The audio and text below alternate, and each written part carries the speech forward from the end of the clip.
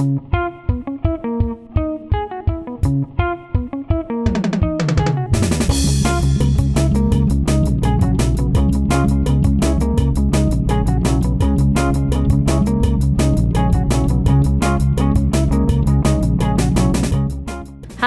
I'm Rosa Provost, a customer service representative here at BankGloucester. Today, we are going to go over how to use CardValet, a free debit card management app for BankGloucester checking account holders.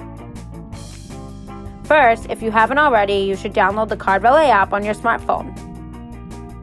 Once the app is downloaded, go ahead and open it. On the app, select the option that says Get Started at the bottom of the screen. From there, you will be prompted to enter your 16-digit debit card number and security code. Once finished, you will need to enter your street address and card expiration date. Please note, for the street address, only a certain amount of characters is allowed, so type in as much as you can. Then, type in your last 4 digits of your social security number.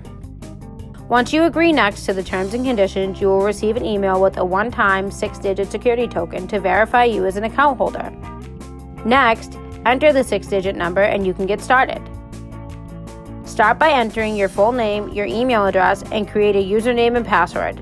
Now you're ready to use the app. Once in the app, you will see your debit card image. You can also add additional debit cards in your name with BankGloucester. Under each card displayed, you will have the option to view account balances, lock your card, and set alerts and controls.